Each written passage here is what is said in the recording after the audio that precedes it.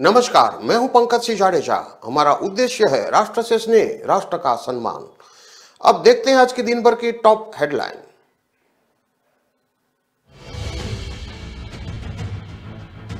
कानपुर में आधी रात बमबाजी और फायरिंग। मुंबई से आए हीरा कारीगर से गुंडों ने मांगी 2 लाख रंगदारी, नहीं देने पर किया हमला।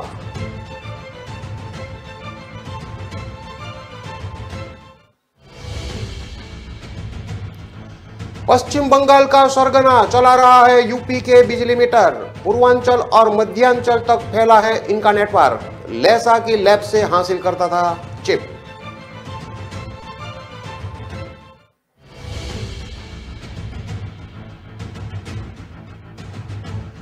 समाजवादी पार्टी के एमएलए इरफान के खिलाफ 542 पन्नों की चार्जशीट। जाली आधार कार्ड, एयरपोर्ट, होटल के सीसीटीवी फुटेज, एयरलाइंस की रिपोर्ट समेत 5 सबूत दिलाएंगे सजा।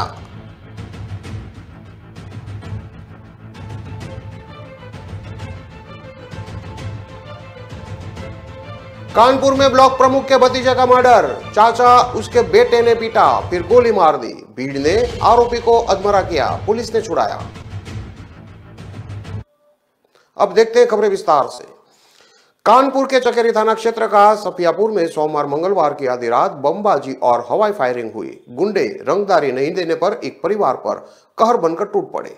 परिवार के लोगों को पीटा, हवाई फायरिंग और बमबाजी करने के साथ ही जमकर पथराव किया। इससे पीड़ित परिवार ही नहीं, पूरा इलाका भारी दहशत में है।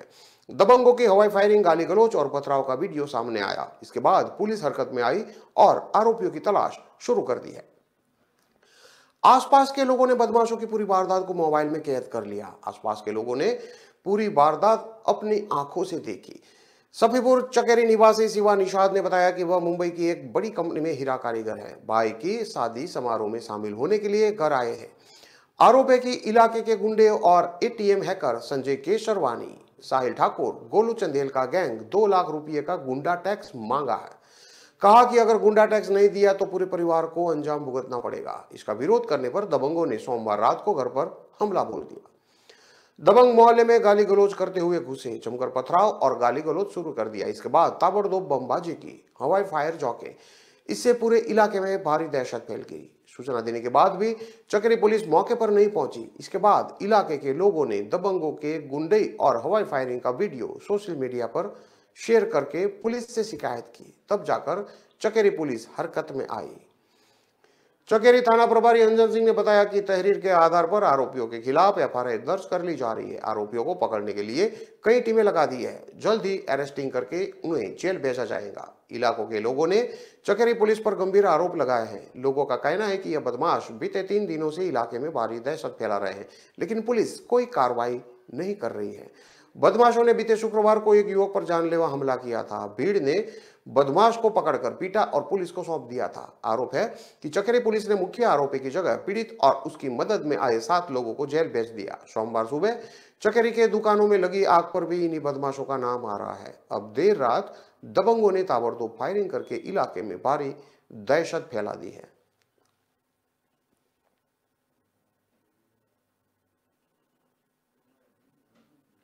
यूपी में 50,000 से अधिक घरों के बिजली मीटर को इलेक्ट्रॉनिक चिप लगाकर धीमा करके राजस्व को चूना लगाने वाला सरगना पवन पॉल पश्चिम बंगाल से हैं। वो बिजली विभाग के संविदा कर्मचारियों की मिलीभगत से मध्यांचल से पूर्वांचल तक मीटर रीडिंग कम करने का गिरोह चला रहा था। ऐसे गिरफ्तार 5 आरोपियों से कई घंटे पूछताछ में कई राज खुलकर सामने आए हैं। वो लेसा की लैब से ही चिप हासिल करता था। लेसा के कर्मचारियों को अपनी गैंग में शामिल किया था। इन इनपुट के बाद एसटीएफ ने ऐसे उपभोक्ता और संविदा कर्मचारियों का भी ब्यौरा जुटाना शुरू कर दिया है। मीटर में चीनी इलेक्ट्रॉनिक डिवाइस की मदद से ये सब खेल किया जाता था। एसटीएफ सूत्रों के मुताबिक पवन पॉल पश्चिम बंगाल का रहने वाला है। उसने सीतापुर की एक लड़की से शादी करने के बाद लखनऊ आशियाना में ठिकाना बनाया है। सरगना पवन पॉल करीब 20 साल से बिजली विभाग में मीटर रीडिंग और बिल से जुड़े मामले में हेरफेर कराने का काम कर रहा है। पवन पॉल ऐशबाग और ताल कटोरा में लोगों के बिल ठीक कराने का काम करता था। टेक्निकल जानकारी होने के चलते पवन ने मीटर में हेरफेर का काम शुरू कर दिया। वो मीटर लगाने और बदलने वालों की मिलीभगत से गिरोह चलाने लगा। एसटीएफ की जांच में सामने आया है कि पवन इलेक्ट्रीशियन के जरिए लोगों के मीटर में खेल करने का काम करता था। वह सीधे किसी ग्राहक का काम नहीं करता था। उसने अपने 3 मंजिल के घर में ही मीटर बनाने की लेबोरेटरी बना रखी थी। उसके घर में दूसरी मंजिल से ऊपर जाने की किसी को भी इजाजत नहीं थी। घर पर आने जाने वालों पर कैमरे से नजर रखता था, साथ ही वॉकी टॉकी से घर में मौजूद लोगों से संपर्क में रहता था। एसटीएफ के मुताबिक पवन पॉल की विभाग में पकड़ का इससे ही अंदाजा लगाया जा सकता है कि सैकड़ों सरकारी मीटर मिले हैं, जिसमें 3 नए मीटर हैं। इसमें एक नया स्मार्ट मीटर के साथ फैक्ट्री में लगने वाले 2 मीटर भी शामिल है। इससे साफ है कि वह नए मीटर में कैसे खेल किया जा सकता है, उसकी भी तैयारी कर रहा था। पवन पॉल के घर से भारी मात्रा में सरकारी और गैर सरकारी नए और पुराने मीटर बरामद हुए हैं। चिप लगाकर बिजली मीटर धीमा करने वाले गिरोह के सरगना पवन पॉल एसटीएफ के हाथ नहीं लगा है। एसटीएफ ने उसकी तलाश में लगातार दबिश दे रखी है। वह गिरोह से जुड़े 3 लोगों को हिरासत में लेकर पूछताछ की गई है, जिन्हें बाद में छोड़ दिया गया। एसटीएफ सूत्रों के मुताबिक गिरफ्तार लोगों का कई विद्युत उप केंद्रों में बेरोक आना जाना था। ये लोग अक्सर जेई और एसडीओ से मिलते रहते थे। मीटर की पैकिंग खोलने के लिए टेट्रा हाइड्रोफ्यूरॉन केमिकल का प्रयोग करते थे। इसको सीरीज में भरकर मीटर के चारों तरफ डालते ही मीटर की पैकिंग खुल जाती थी, जिसके बाद उसमें चिप या रीडर कम करने का काम करते थे। साथ ही एक इलेक्ट्रॉनिक डिवाइस से मीटर रीडिंग तक गायब कर देते थे। आशियाना में पकड़े गए मीटर में रीडिंग करने वाले गिरोह के काम और टेक्निकल देखकर अधिकारी भी दंग रह गए। वह इतनी सफाई से मीटर खोलते और बंद करते थे कि कोई आसानी से पहचान ही नहीं सकता था कि इसमें कोई डिवाइस लगाई है या इसकी रीडिंग कम की गई है। एसटीएफ के प्रभारी एसएसपी विशाल विक्रम सिंह ने बताया कि जालसाजों ने कई उपभोक्ताओं के बिजली मीटर खुलवाकर मंगवा लिए, फिर अपने घर में उन्हें चिप लगाई। ये मीटर घरों के बाहर लगे हुए थे। उन उपभोक्ताओं के घर जालसाज जाते थे जिनके यहाँ मीटर घरों के अंदर लगे होते थे। एसटीएफ ने आसियाना से पकड़े गए सतीश शर्मा, अली उमर, अर्जुन प्रसाद, सोनू पाल उर्फे समीर और रमन गौतम से कई घंटे रविवार को पूछताछ की थी।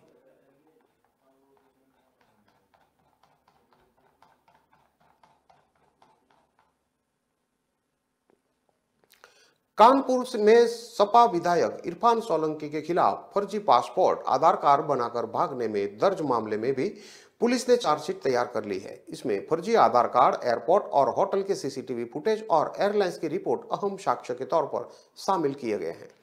पुलिस का दावा है कि यह साक्ष्य इतने मजबूत है कि विधायक को सजा दिलवाएंगे। पुलिस अब कोर्ट में 524 पेज की चार्जशीट दाखिल करेगी। समाजवादी पार्टी विधायक इरफान सोलंकी फरार होने के दौरान दिल्ली से मुंबई अशरफ अली बनकर भागा था। पहचान छिपाने के लिए इरफान ने अशरफ अली नाम से जाली आधार कार्ड बनवाया था। मामले में पुलिस ने इरफान सोलंकी समेत 8 लोगों के खिलाफ ग्वालटोली थाने में धोखाधड़ी, कुटरचित दस्तावेज बनाने समेत अन्य सब गंभीर धाराओं में एफआईआर दर्ज की थी।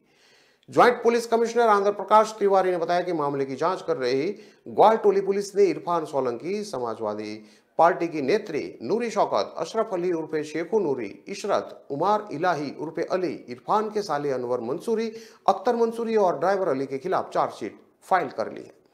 इरफान पर आरोप है कि उन्होंने जाली आधार कार्ड बनवाकर हवाई यात्रा की। पुलिस ने जांच के दौरान जाली आधार कार्ड बरामद कर लिया है। इरफान का जाली आधार कार्ड बनवाने और फरार करवाने में मददगार समाजवादी पार्टी की नेत्री नूरी शौकत, इनका भाई अशरफ अली उर्फे शेख नूरी, इशरत, उमार इलाही उर्फे अली, अनवर मंसूरी, अख्तर मंसूरी और अली के खिलाफ 542 पन्नों की चार्जशीट तैयार की है। इसमें इरफान समेत अन्य आरोपियों का पूरा कच्चा चिट्ठा लिखा है, जो उन्हें सजा तक पहुंचाएगा। पुलिस अफसरों का एक पैनल चार्जशीट की जांच कर रहा है।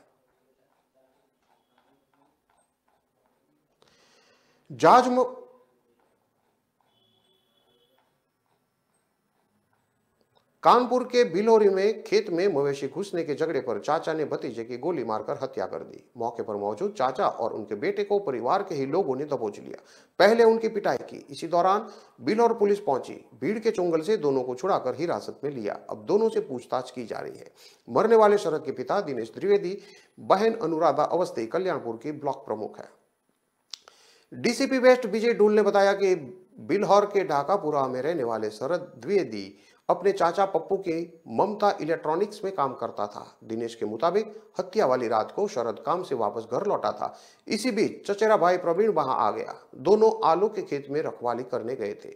शाम को गांव में रहने वाले शरद के चाचा जयंत द्विवेदी के मवेशी खेत में घुस गए थे। इस बात को लेकर सोमवार रात को दोनों पक्षों में विवाद हो गया। मामला इतना बढ़ गया कि जयंत अपने बेटे हिमांशु के साथ खेत में पहुंचे और शरद को मारपीट करने लगे। उनके पास असला भी था। इसके बाद उसकी गोली मारकर हत्या कर दी। शरद के पिता दिनेश समेत परिवार और गांव के लोग भी झगड़े के बाद वहां पहुंचे। उन्होंने जयंत और उनके बेटे हिमांशु को दबोच लिया। वो लोग गुस्से में थे, इसलिए उन्हें पीटना शुरू किया।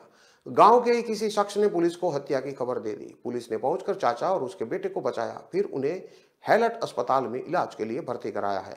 उधर शरद के शव को पोस्टमार्टम के लिए भेज दिया गया है। अब मंगलवार यानी कि आज शव का पोस्टमार्टम होने के बाद परिवार को सुपुर्द कर दिया जाएगा। हत्या के बाद से गांव में पुलिस फोर्स तैनात कर दी गई है। हत्या के बाद से पीड़ित परिवार आक्रोशित है। वहीं आरोपी के घर में बाकी परिवार के लोग ताला लगाकर फरार हो गए हैं। एहतियातन दोनों ही घरों के सामने फोर्स तैनात कर दी गई है। आरोपियों के खिलाफ कड़ी कार्रवाई करने के आश्वासन पर पीड़ित परिवार के लोग शांत हुए हैं। सीतापुर में जिला अस्पताल में डॉक्टरों की बड़ी लापरवाही सामने आई है। यहां शराब के नशे में डॉक्टर गंगाधर पर मरीज की महिला तीमारदार से बदसलूकी की और अभद्रा करने का आरोप लगाया है। वहीं मरीज ने एक डॉक्टर पर इलाज के नाम पर 6,000 का सुविधा शुल्क भी लेने का आरोप लगाया है। पीड़ित महिला तीमारदार ने सीएमएस को डॉक्टर के खिलाफ शिकायत की है, साथ ही पुलिस को भी तहरीर दी है। वहीं डॉक्टरों ने भी मरीज के तीमारदारों के खिलाफ शिकायत पत्र दिया है। इन आरोप प्रत्यारोप के बीच जिला अस्पताल में काफी देर तक हंगामा होता रहा। मामला सदर जिला अस्पताल का है। यहां पर हड्डी बोर्ड में तैनात डॉक्टर गंगाधर पर शराब के नशे में धुत होकर मरीजों का इलाज करने का आरोप लगा है। मिली जानकारी के मुताबिक सदर बाजार निवासी प्रमोद कुमार राठौड़ पेशे से सेना में है। यह अपने भाई की कमर में चोट लगने की वजह से हड्डी बोर्ड में डॉक्टरों को दिखाने आए थे। आरोप है कि इस दौरान वहां मौजूद डॉक्टर इंद्रेश वर्मा ने फौजी प्रमोद कुमार से अभद्रता की। जब वह शिकायत करने सीएमएस के पास पहुंचे तो वहां पर शराब के नशे में धुत डॉक्टर गंगाधर ने फौजी की बहन से बदसलूकी और अभद्रता की। इस पर वहां मौजूद तीमारदारों ने शराबी डॉक्टर गंगाधर को पकड़ लिया और सीएमएस के पास पहुंच गए। शराब के नशे में धुत डॉक्टर गंगाधर और तीमारदारों के बीच जिला अस्पताल में काफी देर तक हंगामा चलता रहा। वहीं मरीजों ने डॉक्टर गंगाधर पर इलाज के नाम पर 6,000 रुपया लेने का भी आरोप लगाया है। इस हंगामे के बाद डॉक्टरों और तीमारदारों ने शिकायती पत्र देकर आरोप लगाया है। CMS R K. सिंह का कहना है कि दोनों पक्षों की तरफ से शिकायत आई है। शराब के नशे में इलाज और अभद्रता की शिकायत की जांच कराई जा रही है। जल्द ही मामले में जांच कर आवश्यक कार्रवाई की जाएगी।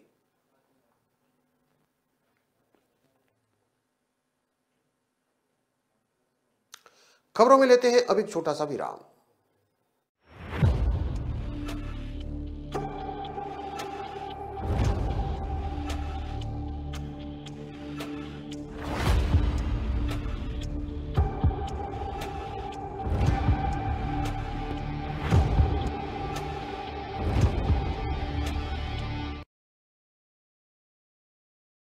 दिल का परिंदा उड़ चला, अंदाज अपना मन चला, खुद की तो सुन ले, जी भर के जी ले, रुक जाना तू अब ठहर। Lyra, anytime, anywhere, Lyra, everybody loves to wear. Lyra, anytime, anywhere. Wonder मसालों की रेंज है तैयार, जिन्हें है आपके ट्विस्ट का इंतजार। अमृतसरी छोले, मेरे वाले छोले।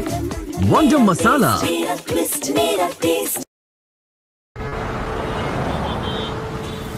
कहाँ जा रहे हो? दुकान पर बैठो और उसे आगे बढ़ाओ। पापा, दुकान आगे बढ़ाने के लिए मुझे दुकान पे बैठने की जरूरत नहीं है। बस बातें करवा लो इनसे।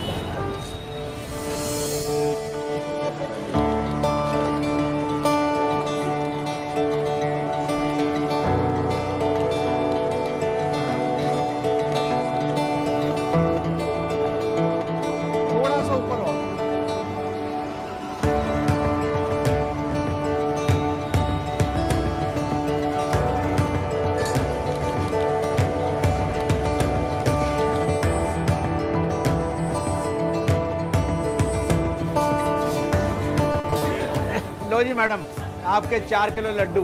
बेटा इनके लड्डू पैक कराओ। क्यों पापा, बढ़ गई ना दुकान आगे?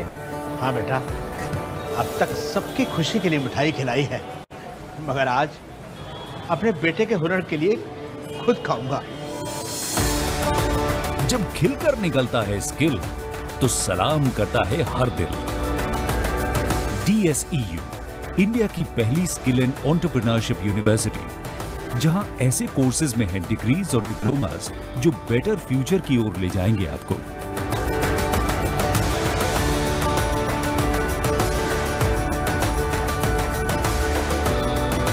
तो एडमिशन के लिए अप्लाई कीजिए।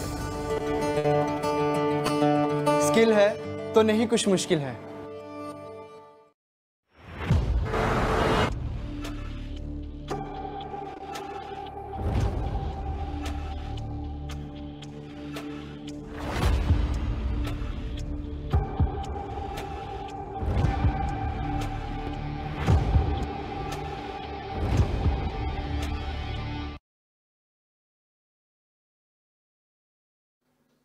विराम के बाद एक बार फिर से आपका स्वागत है। अब देखते हैं आगे की और खबरें। बक्सर जिले के रामपुर ईंट भट्टा के पास एक युवक को गोली मारकर हत्या कर दी है। गोली कनपट्टी पर सटा के मारी गई है, जिससे उसकी मौके पर ही मौत हो गई। आज सुबह वहां से गुजर रहे ग्रामीणों द्वारा इसकी सूचना मृतक के परिजनों और कोरान सराय थाना को दी गई है। सूचना पर पहुंची पुलिस शव को कब्जे में लेकर मामले की छानबीन में जुट गई है। आशंका जाहिर की जा रही है कि जमीन विवाद में युवक की हत्या की गई है। युवक ईंट भट्टा पर नाइट गार्ड के रूप में तैनात था। युवक का एक पक्ष से रास्ता को लेकर 1 महीने से विवाद चल रहा था। हालांकि पुलिस विभिन्न पहलुओं में जांच प्रारंभ करके शव को पोस्टमार्टम के लिए भेज दिया है। कोरान सराय थाना क्षेत्र के बसकितिया गांव के निवासी सत्येंद्र यादव रात में खाना खाने के बाद कोरान सराय केसट नहर मार्ग के किनारे स्थित रॉयल ईंट भट्टा पर सोने चला गया। यह ईंट भट्टा नाजिरगंज के मुमताज अंसारी का है। वहीं ग्रामीण सूत्रों की माने तो मृतक का गांव में ही अपने पड़ोसियों के साथ रास्ते का 1 महीने से विवाद चल रहा था। यह हत्या जमीन विवाद में की गई है या फिर कोई और कारण है, यह अभी स्पष्ट नहीं हो पाया है। इधर इस मामले में कोरान सराय थाना अध्यक्ष रंजीत कुमार अभी इस मामले में कुछ भी स्पष्ट बताने में परहेज कर रहे हैं। हालांकि मौत की पुष्टि करते हुए थाना अध्यक्ष ने बताया कि शव को पोस्टमार्टम के लिए भेज दिया गया है। पुलिस गोली मारकर हत्या की विभिन्न बिंदुओं पर जांच कर रही है। साथ ही परिजनों द्वारा कुछ लोगों का नाम लिखित दिया गया है। इसके आधार पर छापेमारी कर उनको गिरफ्तार किया जाएगा।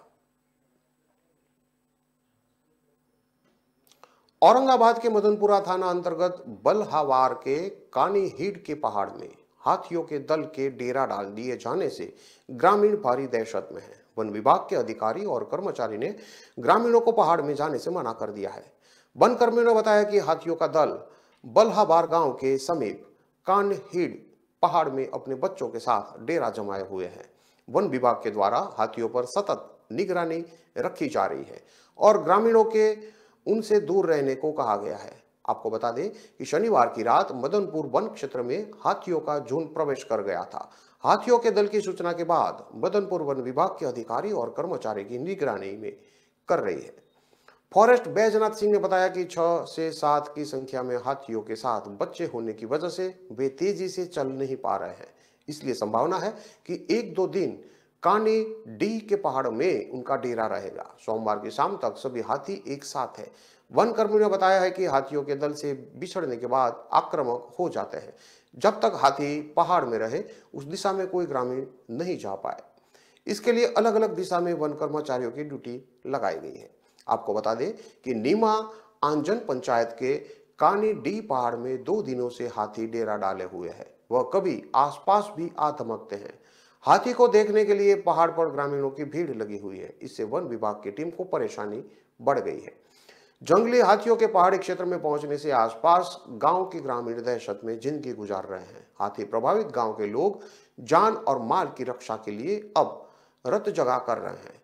वहीं हाथी की चपेट में आकर अपने बगल के गांव सहियारी आया हुआ बनोखर गांव निवासी प्रेम भुइया हाथी की चपेट में आकर घायल हो गया।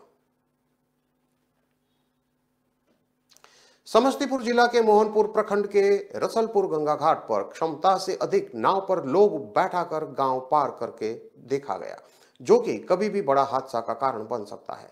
आपको बताते चले कि सोमवार दोपहर 3:20 में रसलपुर गंगा घाट पर 25 से 30 सवारी की क्षमता वाली नाव पर 59 लोग 13 मोटरसाइकिल और 6 साइकिल सवार करके रसलपुर गंगा घाट से हरदासपुर दीरा गंगा की ओर जा रहा था। नाव पर बड़ी संख्या में सवारियों को बिना सुरक्षा बंदोबस्त और साथ ही दर्जनों बाइक और अन्य सामान को रखकर लोगों की जान जोखिम में डालकर गंगा पार कराया जा रहा है। ऐसे में यहां कभी भी कोई बड़ा हादसा घट सकता है, लेकिन उसके बाद भी नावों पर हो रही ओवरलोडिंग पर कोई कार्रवाई नहीं की जा रही। समस्तीपुर जिला के मोहनपुर अंचलाधिकारी राजीव नयन पांडे ने कहा कि फिलहाल गंगा नदी पर सरकारी नाव का परिचालन नहीं करवाया जा रहा है। जो भी प्राइवेट नाव पर नाविकों द्वारा अधिक पैसे की लालच में अधिक सवारी को बैठाकर गंगा नदी पार करवाया जा रहा है, यह सूचना स्थानीय लोगों द्वारा हमें भी टेलीफोन के माध्यम से मिली है। मामले की जांच पड़ताल की जा रही है और रसलपुर गंगा घाट से हरदासपुर की ओर जाने वाले सभी नौ संचालकों को बुलवाकर पूछताछ की जा रही है। गाइडलाइंस के मुताबिक नहीं चलने के बाद उन पर कार्रवाई की जाएगी।